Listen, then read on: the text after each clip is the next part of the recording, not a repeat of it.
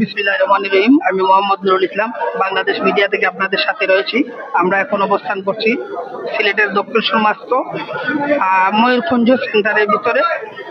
আপনারা এই যে পিছন দিকে যে দেখতে পাচ্ছেন, চেয়ারপারসন বেগম খালেদা জিয়ার সুস্থতা কামনা এবং বিএনপির ভারপ্রাপ্ত চেয়ারম্যান তারেক রহমানের 31 দফা দাবি বাস্তবায়নের লক্ষ্যে পিছন দিকে আলোচনা সভা ও দোয়া মাহফিল চলছে, আপনারা দেখতে পাচ্ছেন। এর পাশাপাশি আপনারা নেতৃবৃন্দের বক্তব্য শুনেন। বর্তমান সরকারকে বিনয়ের সঙ্গে মনে করিয়ে দিতে চাই, ডক্টর ইউনূসের সরকার বিএনপি সহ রাজনৈতিক দলের আশীর্বাদ পুষ্ট সমর্থিত একটি সরকার। গত পরশু দিন আমাদের মহাসচিব ডক্টর ইউনূসের সঙ্গে তার আমন্ত্রণে বৈঠক করে এসেছেন। মাইলস্টোনের ঘটনার পরে দেশে অসন্তোষ তৈরি হয়েছে। সেই অসন্তোষের আগুনে ডক্টর ইউনূসের সরকারের নিঃশ্বাস বন্ধ হওয়ার উপক্রম হয়েছিল, কিন্তু সেই নিঃশ্বাস বন্ধ হওয়ার উপক্রম হওয়ার সাথে সাথে বিএনপির মহাসচিবের নেতৃত্বে রাজনৈতিক দল যখন গিয়ে যমুনাতে বৈঠক করে, তখন কেবলমাত্র এই সরকার আবার অক্সিজেন পায়, নতুন করে জীবন ফেরত পায়। আশা করি রাজনৈতিক জ্ঞান সীমাবদ্ধ থাকলেও অক্সিজেন সারা মানুষের যে জীবন বাঁচে না, এতটুকু বোঝার মতো প্রজ্ঞা নিশ্চয়ই প্রধান উপদেষ্টার আছে। তার প্রতি সম্মান রেখে বলতে চাই, নিঃশ্বাস বন্ধ হওয়ার আগে আগে মির্জা আলমগীর সাহেবকে ডাকবেন, জাপানে গিয়ে ভুল কথা বলে লন্ডনে গিয়ে সেই ভুল সংশোধন করবেন। আমাদের নেতা তারেক রহমানের সঙ্গে বৈঠক করে এত ভুল জনগণ কিন্তু বেশিক্ষণ না করতে পারবে না। আর এত ভুল সহ অন্তর্বর্তীকালীন সরকারকে আমাদের পক্ষেও বারবার অক্সিজেন সাপ্লাই দেওয়া সম্ভব হবে না। শেষ টাইমলাইন আগামী ফেব্রুয়ারি মাস। লন্ডনে তারেক রহমানের সঙ্গে বৈঠক করে জাতিকে বিশ্ববাসীকে যে কথা দিয়ে আসছেন, সেই কথা অনুযায়ী ফেব্রুয়ারির মধ্যে নির্বাচন যদি এই সরকার করতে না পারে, আমরা বাংলাদেশ জাতীয়তাবাদী দল সকল গণতান্ত্রিক শক্তিকে নিয়ে সেই রকম পরিস্থিতি মোকাবেলা করার সমাধান ইতিমধ্যে ইনশাআল্লাহ আমাদের নীতি নির্ধারকরা আমরা তৈরি করে ড্রয়ারের মধ্যে রেখে দিয়েছি।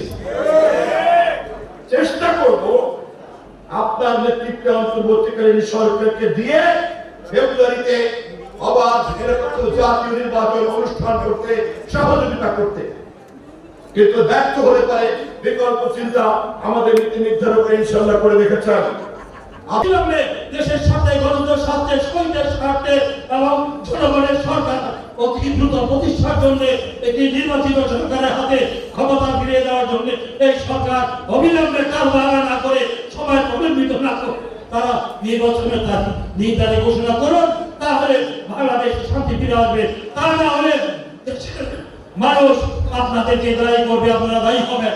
আর এই দেশে আমি মনে করি ফ্যাসিবাদী পতিত নিষিদ্ধ আওয়ামী লীগ 100 বছরও রাজনীতিতে রাখতে পারবে না। তার কোনো কারণ নাই। বিএনপি যতদিন মাঠে আছে ততদিন পর্যন্ত আওয়ামী লীগ বাংলাদেশে পুনর্বাসিত হওয়ার কোনো সুযোগ নাই। ইতিহাসের কৌতুক, কেউ বলেন ইতিহাসের কৌতুক, আবার কেউ বলেন আনএক্সপেক্টেড ইভেন্টস ইন হিস্টরি।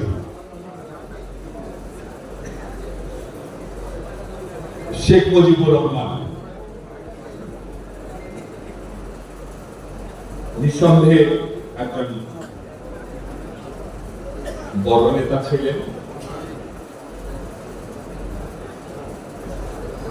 আমাদের এই উপমহাদেশে নেতাদের একটা আউটফিট ছিল, একটা সাজসজ্জা ছিল, লম্বা লম্বা মোটা চওড়া চওড়া পায়জামা, পাঞ্জাবি, এর উপর এটা কি বলে কোটটাকে, কেউ বলে পেঙ্গুইন মার্কা কোট, কেউ বলে কি কোট, স্লিভলেস কোট, এরকম একটা পড়া, হাতে বাইক। এগুলো এই উপমহাদেশে যারা নেতা ছিলেন সেই সময় বড় বড় নেতা তারা সবাই উনিও করবেন, এটা অস্বীকার করবার সুযোগ নেই। ওনার কথা মতো এদেশের জনগণ ওনার অনেক কথা শুনেছে। তো ওনার সামনে পরীক্ষা আসলো 1971 সালে। ওনার সামনে পরীক্ষা আসলো,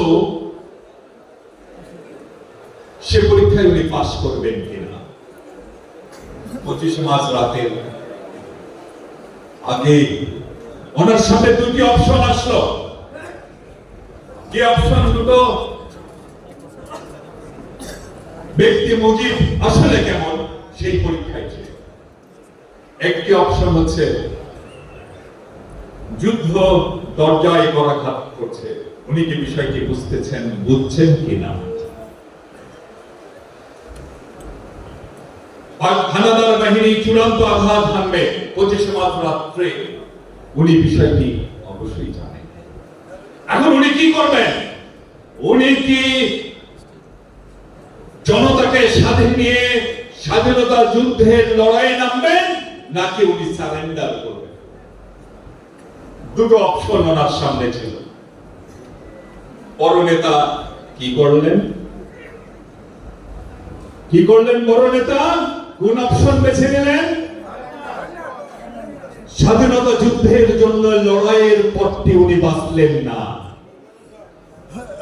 স্বাধীনতার পথটি উনি বাঁচলেন না, বরং কাপড় ব্যাগ জামা টামা গুছিয়ে নিয়ে ওনাদের হাতে সারেন্ডার করলেন। ভুল বলেছি আমি?